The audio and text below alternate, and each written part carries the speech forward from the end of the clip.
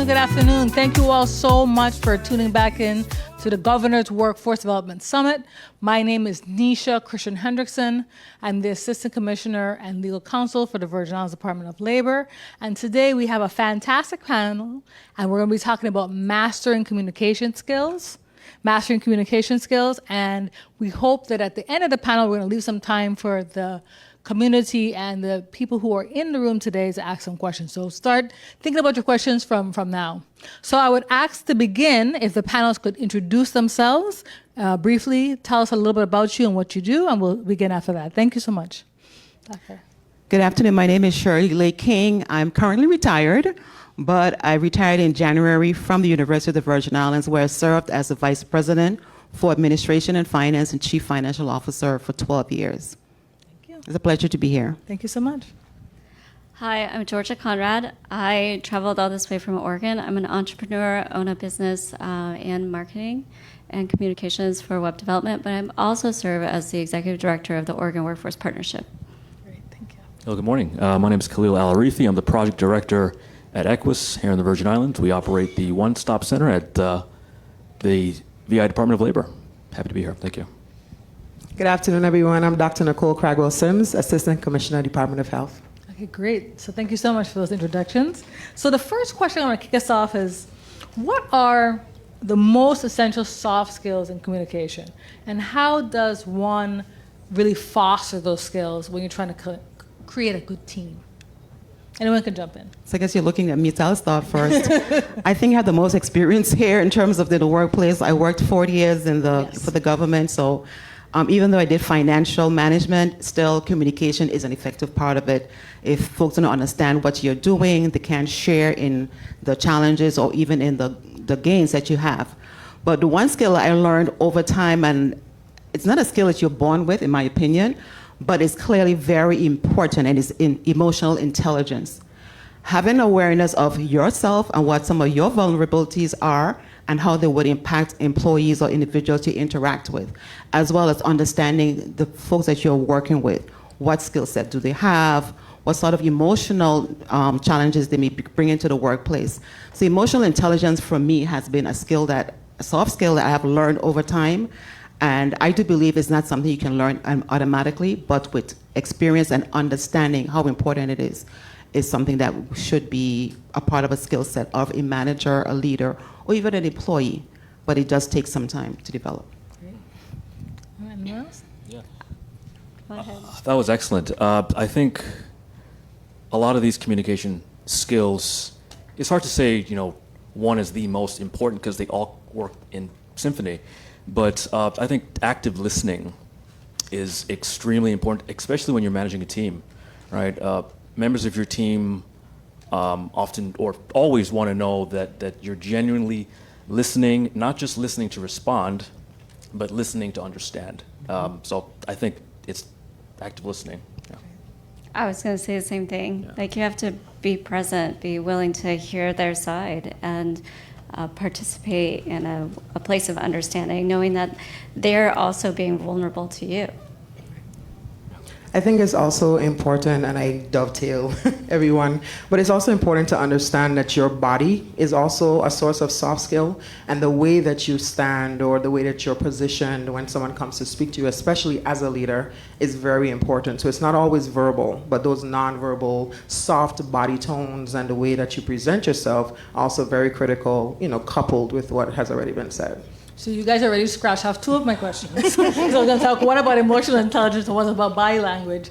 But one of the things we talked about in a previous panel, but it connects to today, is that sometimes you have to think about things like humility. So when we're in our former panel about communication, we talked about the ideal team player and how, especially at the Department of Labor, we look for three qualities.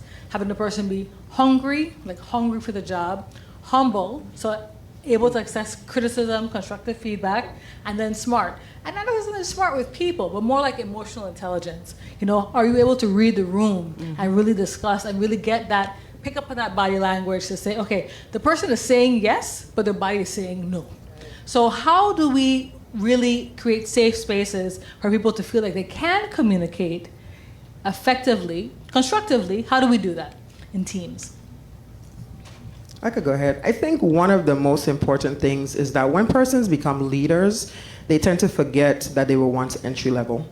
Not everyone starts at entry level, but you start somewhere. And when you start, that comes with a lot of the mental and emotional angst that go along with coming into an area. It's important not to forget that you were once there. Mm-hmm. And I think when it comes to your ability to build a team, aside from everything we've talked about, the element of trust has to be present, because you won't have a team. You would have people present, bodies there, but no one trusts you. No one has buy-in to what you're trying to sell. So there are a lot of factors, like was mentioned before, that really kind of go into what you want to do as a leader. You first have to understand and follow. Leadership isn't always, I'm number one. Sometimes you're number 50, and that's okay.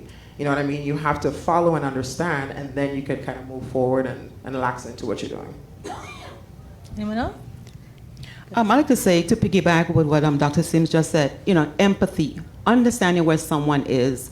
We come to work and we sometimes come with our baggage from wherever, and understanding that this person may be in a situation. But it goes back to the saying, if you care for someone, you would understand because you have a relationship with them. Correct. So relationship building is also important to communicating. From a person's body language what could be something is going on. They be worrying about the family in Florida right now with the hurricane, but they are still trying to push forward. But you can tell because you are accustomed of interacting with this individual. So you can relate to what they may be experiencing because you have an awareness. And so empathy, sympathy, being understanding. Because as we go to work, we are depending on our workers to do the work. And if they are not be able to function and deliver, then it means that the work productivity is not going to be there. So having a sense of understanding where people are and being sensitive is very important to communication as well. Very true. And I believe that people are ultimately soft. Mm-hmm. They come with this hard shell and they can feel intimidating when you initially even have some sort of conflict to discuss or hard feedback to give. But they are, vulnerable too, and here trying to have this conversation. And, the answers aren't black and white. You don't have one hard answer, especially in teams. You need to be able to hear the whole story, all of the options, and then collectively come together with a bigger idea in a safe place where the team is still all there when you're done. Okay. I just wanted to kind of jump in with something. It's a great point that you brought up with empathy and sympathy, and I just kind of want to make sure that everyone understands there's a difference between the two. Agreed. We want, as leaders, to be able to empathize with persons. Sympathy is more of a, oh, I'm glad it's you, not me, type of vibe. And it shows, especially when you're dealing with persons who are going through any sort of trauma. So we also, kind of want to be mindful of where the two lie, especially when you're offering any type of support to anyone here in your divisions. So one of the common issues in any team is a breakdown in communication, right? When there's conflict, no matter how good a team is, just like any good family, there's going to be tension, there's going to be potatoes rubbing in a batter. How do we get over when there's communication breakdowns and then people kind of like go in their respective corners and don't continue the dialogue, and then that affects the team? So anything around helping to get over a communication breakdown? Well, let me just jump in right here. One of the things that I've noticed over my 40 years of working is a change in the personality types and the generational shifts. So we've gone from the traditional to the baby boomers to the Gen X's, the millennials, the Gen Yers, and so it's completed an alphabet. So I'm not sure what the next one will be, but clearly there has been shifts in terms of their communication styles. So the traditionalists was more, I'll come and talk to you, there's a problem. Baby boomers we were just not getting computers, so we ready to type. And even though the person next door is the person I'm writing to, I'm not going to get up and go around the cubicle, I'm going to write. Gen Xers, they are going to stay right wherever they are because they want to work remotely, number one. Number two, technology is right at the fingertip. So the shift in communication styles has changed over time. And if we are not paying attention to it could cripple an organization, because we need to be mindful that communication is one of the keys that keeps the industry or keep the business going. And so if we're not keeping our finger on the pulse of the shifts in the communication styles, we may be left behind. All good points. Anyone else on how to break through Yeah. barriers? So there, absolutely, 1000%, right? There are so many different dynamics at this point in time where now we have to actively do things as leaders. So activities. There's something in our office that we do. It's the green, yellow, red light method. And it's essentially that you come in, you have any item that is that color. That way we know what your emotional level is that day. At 8 o'clock, you may not be ready to embrace and hug people, right? But if you pick a red, we know how to be around you at least for 2 hours.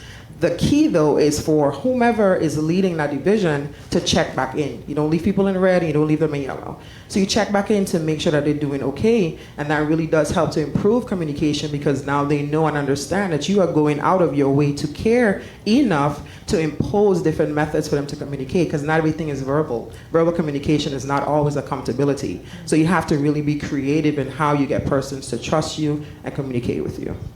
All the points. I think there's a variety needed when you engage in those teams. If your team is only focused on one single thing, and you get the burnout because they don't have the relationship with the team members, or you don't have the right people on the team, like how do you navigate those things? And some of the options are to break the team apart, to segment into smaller, work groups, or get the team together in person and just build the relationships that drive the team. So that brings to the next question. So constructive feedback, both giving and receiving. And this is not just for people who are employees, but also employers. How do you learn the skill to provide the constructive feedback that will move the team forward? But sometimes you have to say hard things, right? You don't have to say them in a hard way, but sometimes you have to say difficult things. So can you talk a little bit about that? So I think you're alluding to. Sorry, No, go ahead. please go ahead. No, so I was about to say, not every leader is in a position, has done the work to prep the team for receiving feedback, Very, very true. right? Because maybe they didn't take the time to build trust with the team, right? With my team, one of the things that we did was, make sure that they know that leadership serves as a servant to them, right? So that element really helped to establish trust. And now, when we have criticisms to share with the team, they're open, they're willing to listen, they're accepting the feedback, and they don't have that wall up. So I think, prepping the team to receive the feedback is actually more important. Again, the relationship matters. If you don't have the relationship, you won't be in the space to receive. You won't be in the space to give and give it well. You have to build that trust from the ground up. But I guess to dig in even more, if you recognize that there's been a conflict, you recognize that, of course this is not this team, but you recognize that Ms. Lake King, for some reason, isn't talking to Dr. Sims. Every time we have meetings, they sit on the opposite side, they don't speak to each other. How do you build that bridge to say, you know what, I need to reopen the communication as a leader? Because we often find sometimes things brew for months and sometimes even years without the leaders maybe not fully recognizing it, and then you have a challenge to overcome it to be able to get the team back together. So if anyone wants to jump in on that. Yeah. Lots of conflicts like that, I think, happens because of a misunderstanding on both sides. And in situations like that, you do need to be an intermediary to listen to both sides and to decipher where the breakdown happened, right? And then you bring the two parties together and share, right? That this person wasn't malicious against you in Right. XYZ ways, they just misunderstood your email, right? And I think as a leader in an organization, it is your job to be that person that Right. can listen to both sides and resolve conflicts in that way. Well, I can add here, so having the difficult conversations can be a challenge. But often as managers, we have to accept responsibility when things don't go the way we intended it to go and not always blame the employee. We have to take ownership. Could be that we did not timely communicate, we didn't accurately or clearly communicate. So there's responsibility as a manager we have to take, and it may appear to be as if you're putting yourself in a vulnerable position, but ultimately at the end of the day, you are responsible for what happens in that workspace.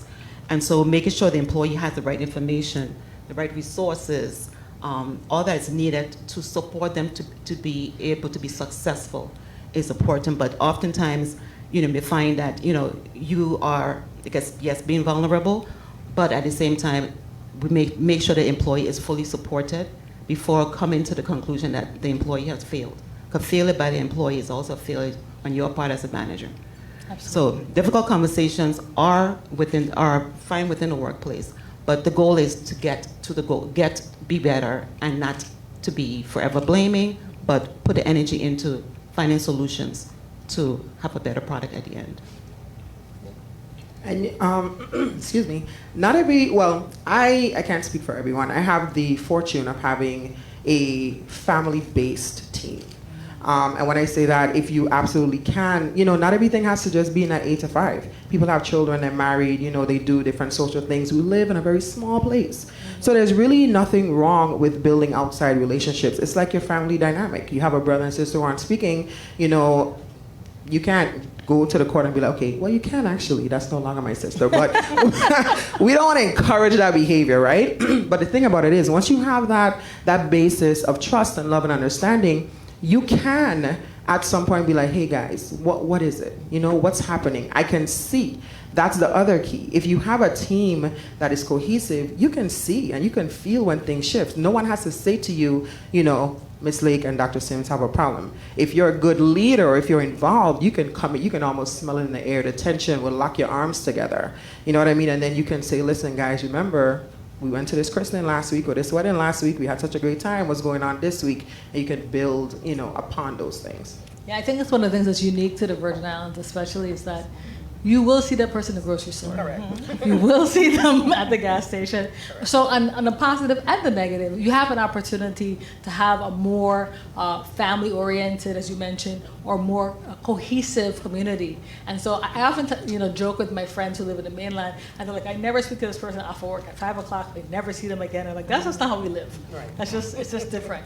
But speaking about cultural practices and cultural sensitivities, how do you, as leaders in your fields, rope that in and be able to balance that? Different cultures communicate differently, and so you got to take that into account when you deal with your teams. So I think it's so I am from Trinidad and Tobago, West Indies originally. I live here, I work here, I'm interwoven here, right? It's critical for me as a leader to have persons show up as their authentic self. I never want anyone to say, well, I live here now, this is how they do things here now, so I'm going to leave myself at home and I'm going to, that to me is unrealistic, because then I don't have you as an authentic member of my team. So allowing persons to express, and express is cultural based on what you present as. You know what I mean? A lot of times, if you see me in shorts and a t-shirt, you're like, Dr. Sims, yeah, right. Doctor? No, absolutely not, right? It's like, what?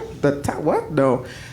That translates to the workplace, because if you have someone who then has to stuff themselves into something that is not them, is not freeing for them, then you lose all source of that communication back and forth. Now, in terms of cultural communications, it's different. We're all West Indian, and we have this melting pot thing we like to say, right? And I know my commissioner has introduced us now to the fruit bowl. So I don't necessarily want to be a melting pot. I don't want you to cook me down like a good curry goat. What I would like for you to do, or a good curry, right, is leave me as the apple that I came in as, right? You be the banana, you be the pear, you know what I mean? But we're here still, and we can all still intermingle and do what we have to do because we respect one another and recognize the differences and appreciate those differences. Right. In my philosophy, we talk about the peach, cherry, plum, and damson. They all have a role. They all taste great, but we don't have to all be the same. Exactly. So anybody else on an issue of cultural competency? Me, as a pear, I come from an entirely different culture.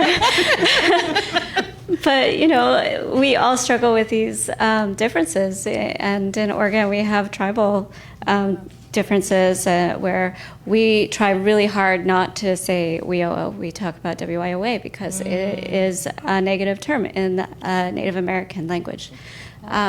So you just understanding, taking the time to learn and know, and being aware of where people come so that you can accept their authentic self is important. I like to shift it a little bit to work culture. Sure. Because I think we talked about cultural backgrounds, but work culture is something that really impacts communication as well. Yes, it does. And so the culture of the organization, what is it?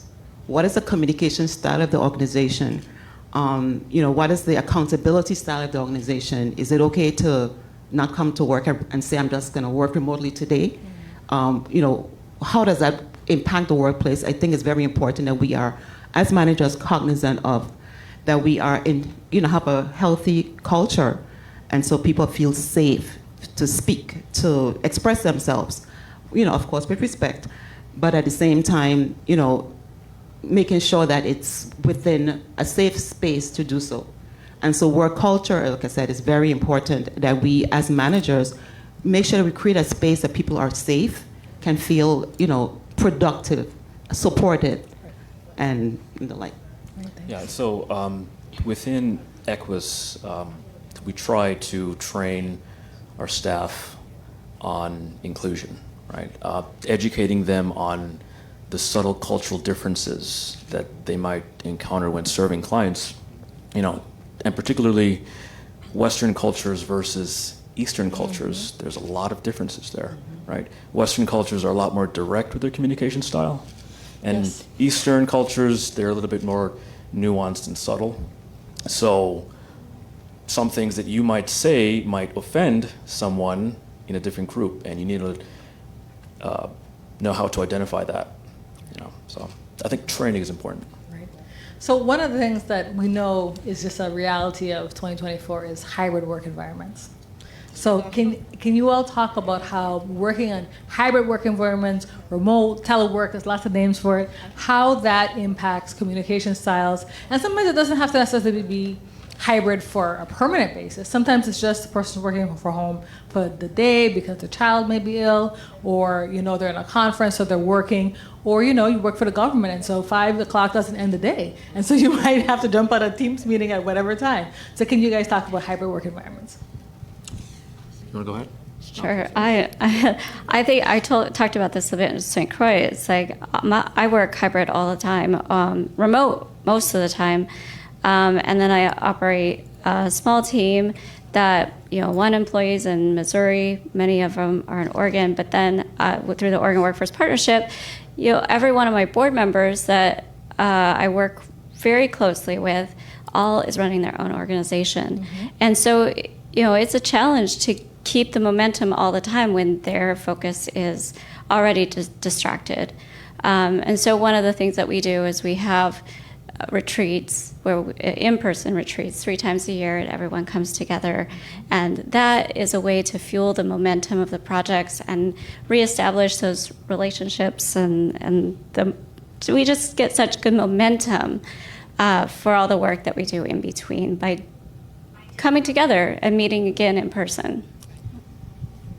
I think, and I echo those sentiments. I think one of the things, and this is my psychologist hat on right now, we were kind of thrust into that based on the pandemic, right? Mm-hmm. And for a lot of leaders, we still have persons who are working remotely, et cetera, but we're also seeing a lot of psychological and psychosocial implications of doing that. There is a sense of isolation and loneliness and these types of things. So while as leaders we do things and have activities and events in order to bring them in physically, circumstances may have changed, et cetera, it's also critical for us to be mindful of why they might still be remote. A lot of persons are remote because of financial reasons or a sick person or something like that. So the demand for someone physically with you, right? If you're communicating, you have an awareness. But when they're not there, you have really no idea what's happening behind the blurred Zooms and Teams. Right. You know what I mean? How they live, we don't know. Yeah, they're trying their best. They're underwater. And you don't really know because you don't have that person-to-person kind of feeling. Right. So it's also critical for us to be mindful of those things and kind of check in mentally. Hey, you good? Like everything good at home? Da-da-da. And also listen to the nonverbals again of, I want to come back, please. Because some of them won't outright say. They'll just be like, mayor, I'm not in the break room or whatever. And then you can introduce those types of soft re-entries back into the workplace. Well, I wanted to add, so hybrid, like Dr. Sims said, became more prevalent when we had the COVID situation. However, having been a leader of an organization that had, professional staff, accountants, all the way down to security or custodian, not every position can fit into that space. So having to define that is very important so people understand what working hybrid or remotely means, and that not every position fits into that. And at the same time, and sometimes that's difficult to communicate. Sorry? Sometimes that's difficult to communicate. Correct. So going back to defining, Right. making sure that it's written, people understand, creating a space where they can ask those questions and understand why the organization can't put every position into that. At the same time, one of the challenges I recall was having to, explain that, but at the same time, at what point after COVID do we have people return to work? So that became a conversation because some folks had to deal with child care, and so, but the issue is communicating, having a constant communication, and then being sensitive to folks' conditions and experiences, but that goes again back to relationship. So relationship is important in the environment, and also communicating clearly. Hybrid has its benefits, but also has its downside. Having those water cooler conversations, you don't get that when you have a hybrid or remote working condition. And those are healthy things to have in a workspace. You're sitting at your desk, you get up to get a drink of water, and there's somebody, you talk about something that, yes, maybe work-related or even personal-related, but that space in the workplace also adds some value. And I personally love working hybrid. I don't have an opportunity to do it often, but when I do, it's more efficient for me. But the problem with working hybrid, or a potential issue, is you risk teams kind of falling into their personal silos. You lose that sense of community amongst your team. They don't feel like they're really a team anymore. And as an organization, it's important for you to implement habits or tools to bring the team together. So whether that's having, your weekly calls, right, or having shared files where the team are working on one central file together, right? All those little tools are important in maintaining your employees' sense of purpose while working remotely.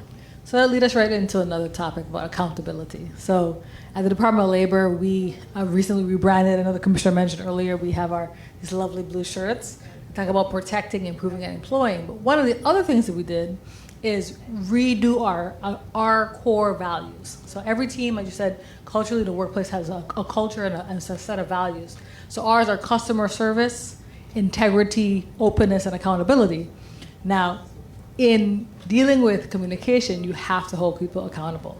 So can you talk about how you can do that effectively, but as was touched on before, with emotional intelligence? And a very easy question, I'll tell you.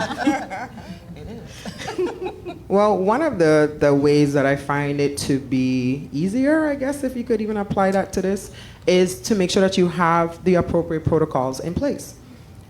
You cannot do things, or you should not do things on a whim as a leader in a department, in a team, period. Because we're not all the same person, and everyone is going to react differently to whatever you have happening. But once you inform persons and you have buy-in, if someone steps left of what the main road is, like, hey, remember, this is what we're doing. You know what I mean?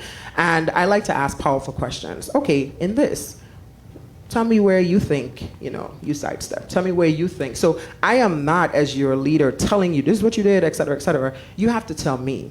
That way I know that you understand. You know what I mean? You're holding yourself accountable and even telling me what it is you're seeing, you're sidestepping, and then you know what those consequences are. Knowledge is power. You have to know. So I'm not making anything up. You're fully aware of what's happening. And that too helps with the communication, because if you people feel when they're going to sidestep. Okay? Don't buy, I didn't know. No. People know, right? So if you know and you're aware, you can tell me or your leader and be like, listen, I'm not going to make this bar. I'm not going to be able to do that. And then you assist them in doing so, but there has to be some basis and protocol. And also creating that space that an employee feels that they can come to you. And so, again, it goes back to relationship. So yes, an employee may realize that they've done something wrong. You do have a performance evaluation period. And so creating a space so they are able to share, well, yes, you told me to to build 8, boxes. However, I only got to build 2. Well, why? And so the accountability is having that, knowing what the goal was, first of all, and then what is the period of assessment, whether it's 2 weeks. At the end of the 2 weeks, I should have had built these 8 boxes, but now I only have 2. Well, what happened? Well, did WAPA create some problems for you? Did you, go to Home Depot and they didn't have the material? What was the challenge? And so that we can talk about solutions going forward. So accountability is a two-way. I'm, as a supervisor, responsible, but at the end of the day, as the employee, you should feel free to come to me before the 2 weeks is up and say, Ms. King, WAPA went out, or, Home Depot didn't have, the tools or the materials. So communication is important along the accountability measure, having constant communication. I don't ever want to put someone in a place for them to naturally come up with excuses. In this accountability, they already know the expectations. Everyone's on the same playing field. And so when you come to those conversations, you can start with, help me understand, so we can be on the same team again. And then we move forward together to build a plan to meet those expectations and accountability for the next time. So that brings me to another topic that's similar. So we know that everyone has different communication styles. So when you identify, some people are very talkative, some people are very quiet, some people respond better to group settings, some people respond better to being taken to the side. How do you really analyze what the team is doing and then be able to craft a message based on who you're dealing with, depending on the message? Well, my team lets me do personal assessments on them. And that is a godsend because you're able to then have them tell you who they are. It's an analysis, right? And then what you would do is then you and I do one myself because, again, leadership isn't a one-way mirror, it's two. Yes. And so you have to know how to communicate with me and vice versa. And so those assessments that we do help us to really build that foundation. And then I know, okay, I have to be direct. I have to use 50 words with you. I can maybe just look at Miss Lakers, but oh yeah, Nicole said do this. You know what I mean? But it really, really helps because there's no guessing. There are no question marks. It's like, boom, this is how this person will receive me. Well, I could share a personal experience. Sure. Because like Dr. Sim said, after I had done a personality inventory, I got to understand my employees a whole lot better. I had an employee that, so he is coming from the traditional, the baby boomer age, a little older than me, but he was at the same time now being introduced to computers and had, used those green ledger sheets for years, was tracking all of the water accounts for the university, for the housing authorities' properties. And he was doing a great job. He knew exactly what, column or row to change, And so now we got computers, and we're introducing all the staff to using the computer to help as a tool to be more effective and more efficient. And he was just not comfortable with it at all.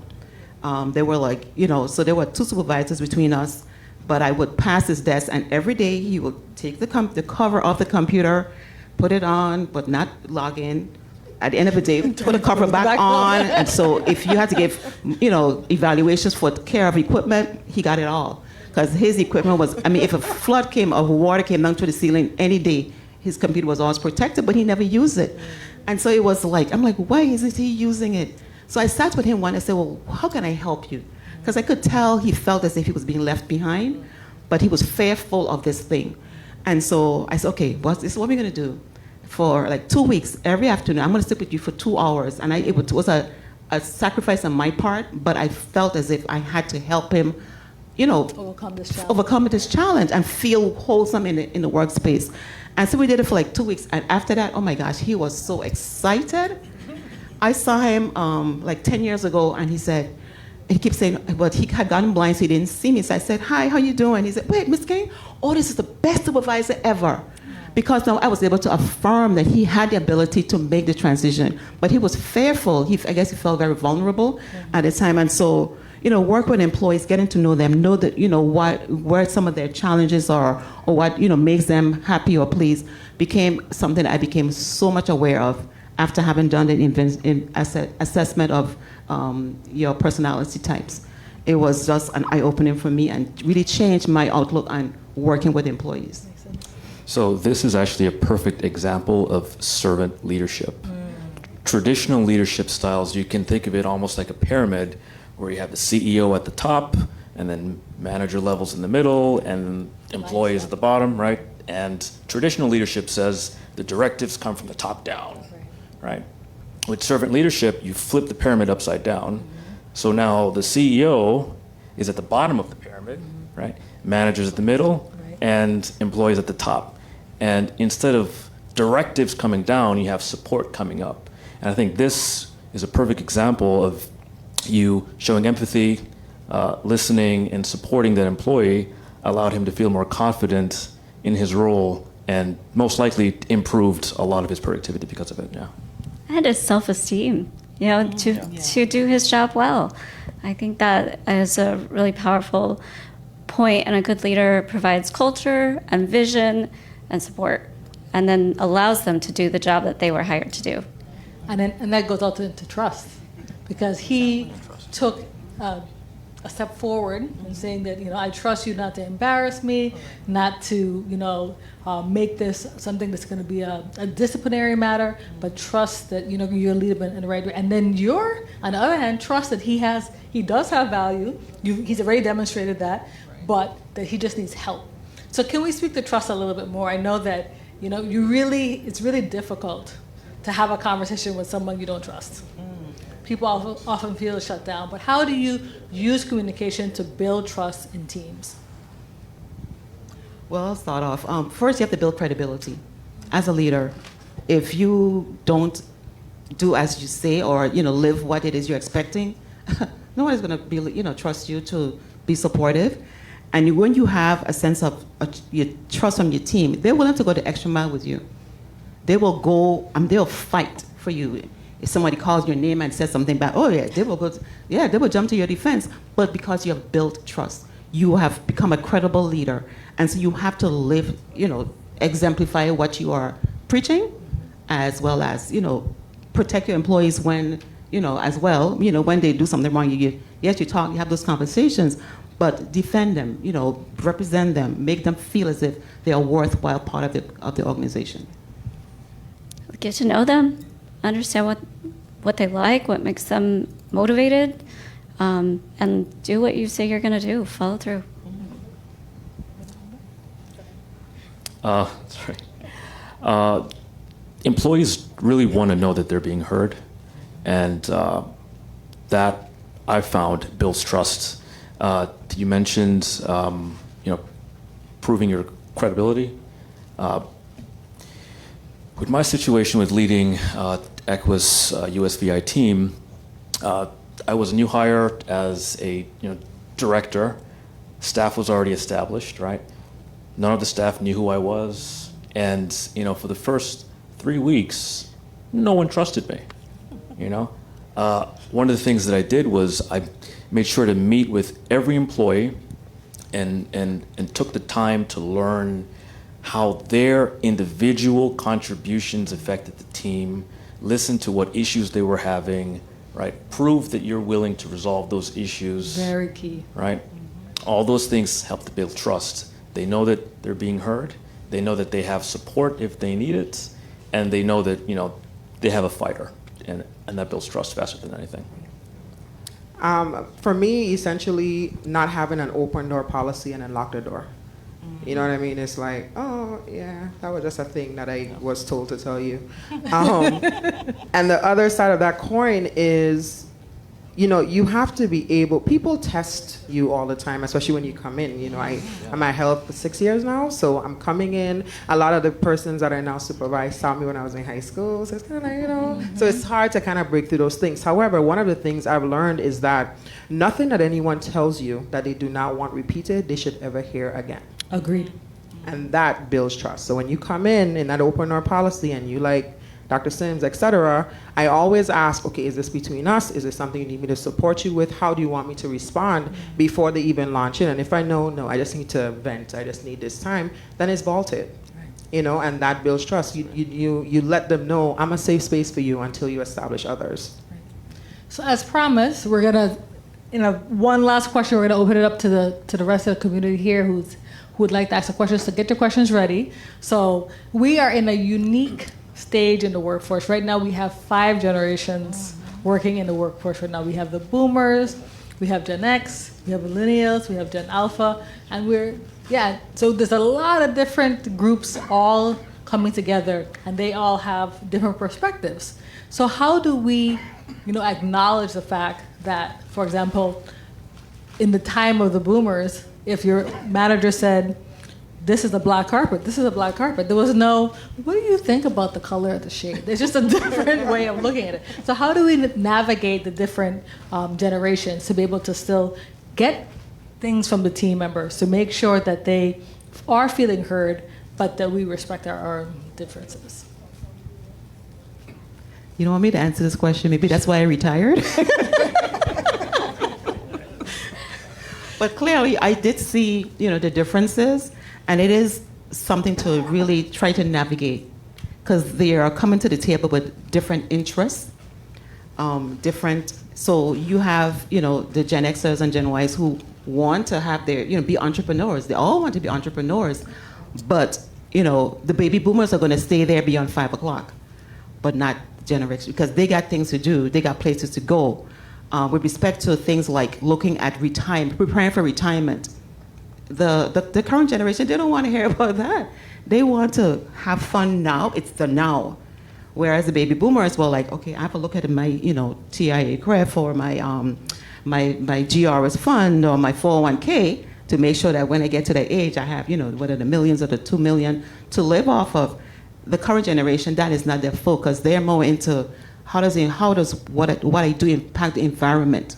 Looking at, my work-life balance. That's key and very important. And making enough money to support my lifestyle now, for the now. And so there's quite a shift. And so as managers, we have to be cognizant of what they're bringing to the table. We all are coming to the table to bring something, but we may bring it differently, and so we have to respect the differences. I went to a conference once, and they said part of the reason that happens is because each generation grew up with technology and circumstances different. Yeah. Like when I graduated from law school, there was a recession. So even friends of mine who had advanced degrees were working at Quiznos or Subway because the jobs just weren't there. But we also know that almost all of us have phones. There was a time that a phone didn't come out for 5 or 10 years. It was a really big update. Now it's like 6 months, it's obsolete. So each generation deals with things. So the person who is Gen Alpha, they're like, what do you mean it takes me 5 years to get? They don't have any concept of that, because in 5 years a whole world could change. So that's just one of the ways that your generational experience impacts how you work and your leadership. I have an 8-year-old son.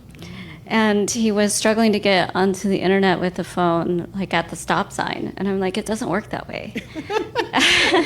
And he just gave me this deer in the headlight, like, I don't understand. And we were not going to get through that at the stoplight.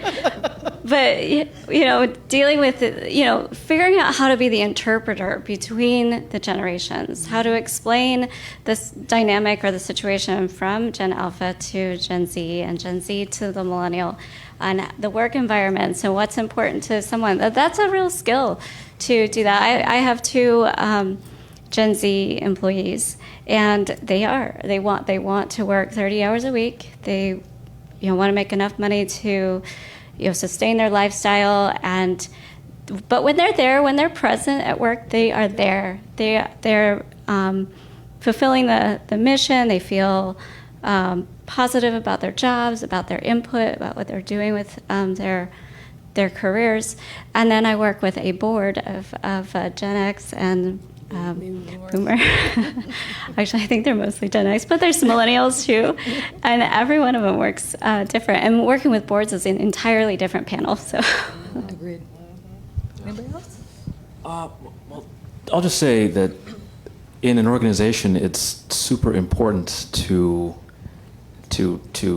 have members of different generations in your leadership team, because that really gives you perspective when it comes to which direction you want to take the company. And many, many years ago, the very large tech firms realize this, right? So they would hear their employees saying, man, I really want to take a nap. And what did Google do? Make a whole room just for naps. And their productivity didn't dip, right? So really listening to the ideas, not downing the ideas, supporting the team, right? Yeah. All these things, as I said before, it works in symphony, right? Exactly. Yeah. And to just kind of piggyback on what was just said, making them lead certain things. You know, it doesn't always have to be your responsibility to link everyone, even though that's what you want to do at the end of the day. But you have 5 generations on a team. You have them lead different projects. That way they understand how easy or how difficult it is to communicate and to work. And then you hopefully have empathy. Hopefully you don't quit on you. But they have an understanding like, oh, okay, I know now I need to take my time with so-and-so, or I need to work faster for so-and-so. Empower them. I agree. Do we have any questions from the audience? No? Okay, we have one way in the back. Hold on one second. We're going to get you a mic.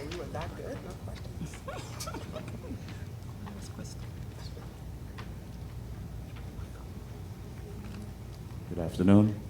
Good afternoon. So, speaking from a position of leadership, what do you do when you are the barrier or the roadblock to success for your team? Okay. What do you do when you're the barrier? Well, I think first of all, you'd have to know that you're the barrier. And that's putting yourself in a vulnerable position at times in which it brings some discomfort, but you first have to know that you are that barrier, or someone else would have to tell you that. But I just say, so you have a responsibility to not only the employees but the organization to move the needle. And so if you are not that person, and sometimes you may have some self-awareness that you are not fulfilling your responsibilities, and maybe you need to remove yourself from that situation in order to create a healthy space for your employees and for the sake of the organization. But it's one of those come to Jesus. I have to come to that term that I am the obstacle, and either change or remove myself. Yeah, you have to be open to look for those clues, to listen to them. When you're not moving things forward and your team's not moving things forward and you kind of get frustrated, then you can, if you have the personal emotional intelligence to be self-reflective enough to sit back and just say why. And sometimes it's just right there. And when you move aside and then things do go, then you 100% know. And you can recognize that there's another place for you to be and make a difference and get out of your employees' way. And there are also some times when you've never met the E in emotion or the I in intelligence, and that's a reality. And that's where the organization now has to understand to move the culture along. One person, then accountability comes in. You have to just kind of band, and make sure that they understand, like, hey, you're actually the issue. Sometimes it's not from within. People are like, it's not me, it's never me. And there are people that exist like that. It's never me, it's never going to be me, right? But around it, no man is an island. So there's an organization that has to now help them to realize and to say, like, listen, it's time to go. So any other questions? Okay, well, thank you for the audience part of the participation. I'll allow the panel to wrap up. So, Dr. Well, I like to say, coming from a financial background, over the years I've learned to, really appreciate employees because, that's where the productivity comes in. And as a leader, you may not have all the ideas, so bringing folks to the table and holding them accountable and empowering them also, because as a leader, you would like the entity to continue even when you're not there.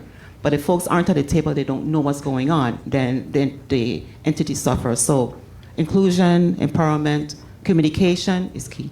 Thank you.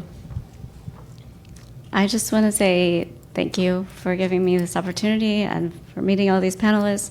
It's been a humbling experience. And in communication, I feel like people communicate from all aspects of their lives, and to be open to hearing what they have to say from a place of understanding, you'll get a lot farther in where you want to go. I will second that. I'll also say that if you're a leader out there and you're concerned about the productivity or the culture of your team, the mood of your team, really focus your efforts on building trust. You build the trust, and everything else will fall into place. So today is World Mental Health Day. Oh. So I need each of you, when you leave here, to do one thing that brings you joy and complete peace. And as a leader, I would say, stop telling persons to leave things at the door. Come in and do the work and then pick it back up. That's a part of them.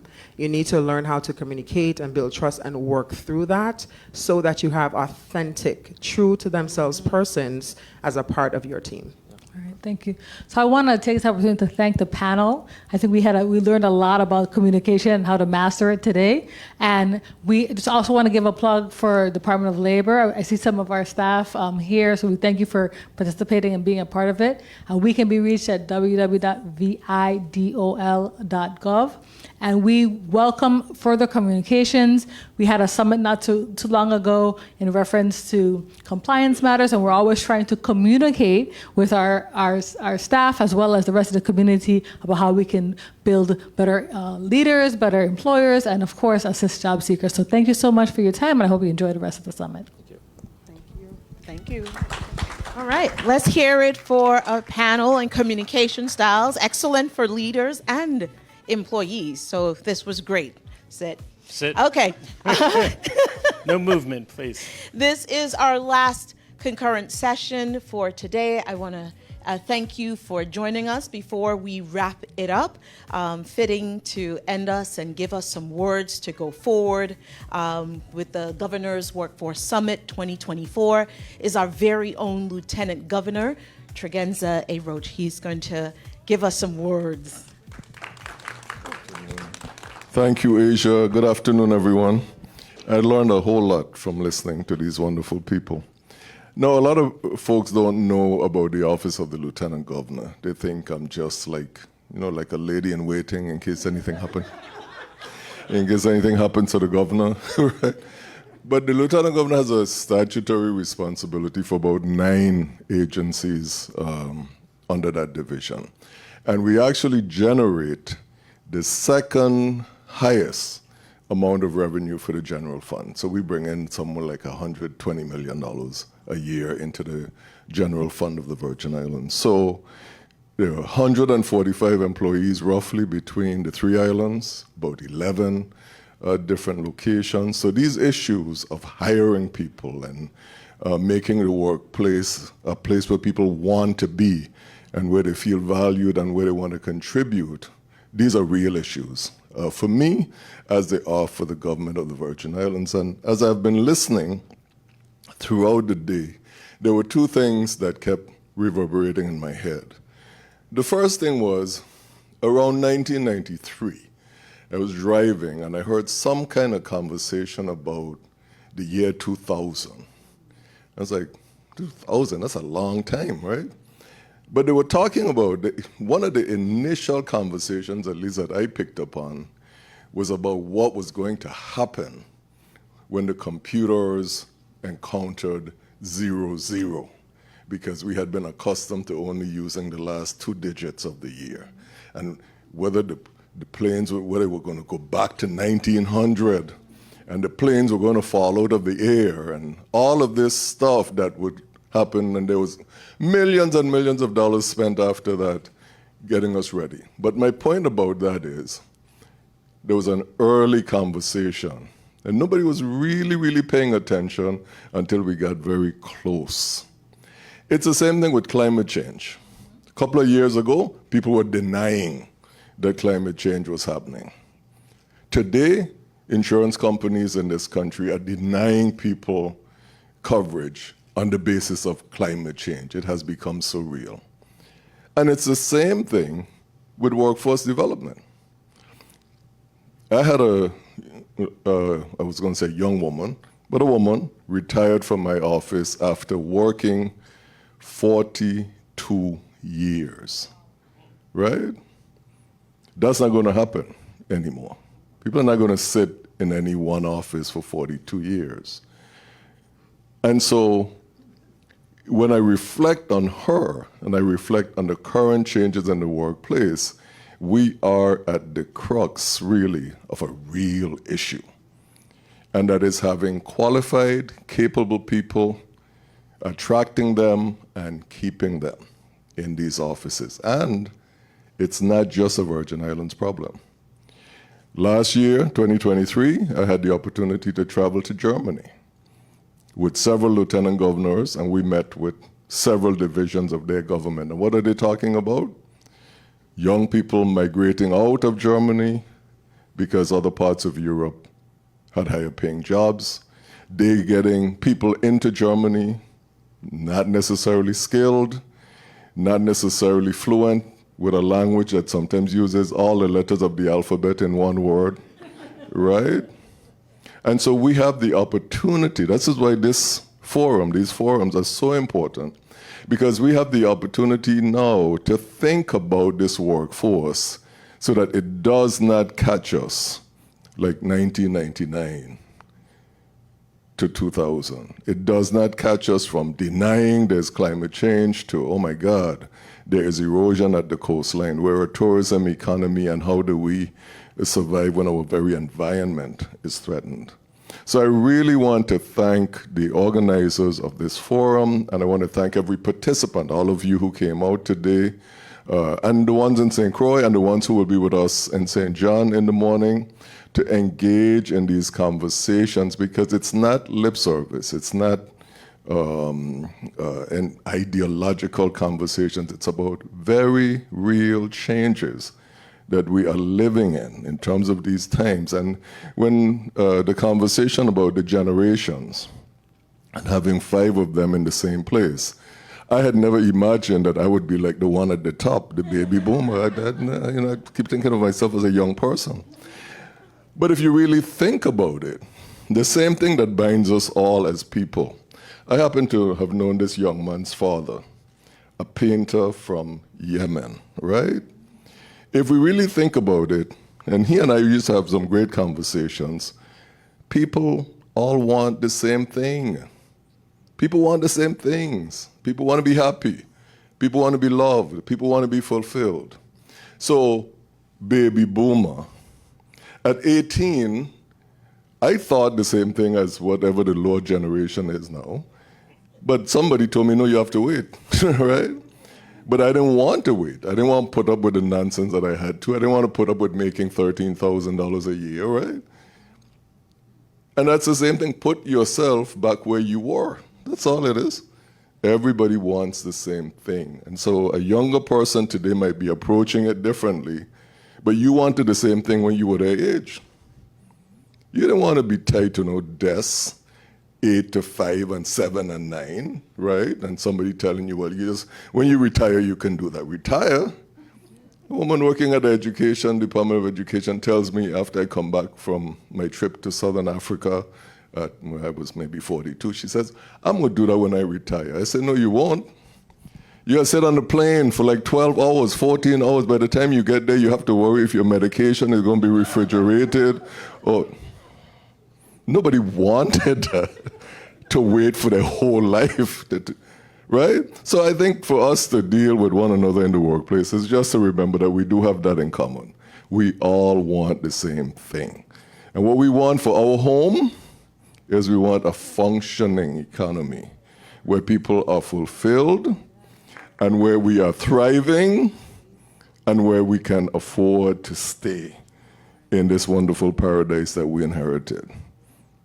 And so I thank you all for coming out, and I thank you for the good work, and we're going to continue holding forums like this and continue trying to make the workplace a better place for every person in it. Thank each and every one of you. Have a great evening. Thank you to our Honorable Lieutenant Governor. Again, thank you, Mike. Mike the mic. I'll make the transfer. Thank you. Thank you for joining us, and thank you for those words, Lieutenant Governor Roach. Always inspiring. This is it. This is it. Before we go, though, this happens, this is the 5th year, so it takes a lot of people to make this happen. There's great teams and committees behind all the organizing of this event, and you can't have a great team without a great leader. And our executive director of the Workforce Development Board, the Virgin Islands, is Miss Sonia Boyce. She's a very behind-the-scenes person, and she deserves a lot of recognition for leading us to where we are right now, because this journey started in January. So there's a lot of work behind the scenes. And keeping us on track. No doubt, absolutely. Thank you. Thanks all for being here. We'll be on St. John tomorrow, and if you're there, we'll say hello. And if not, thanks so much for attending today's event. Sun, sand, and success. Very good. Signing out for 2024 in St. Thomas. See you next year.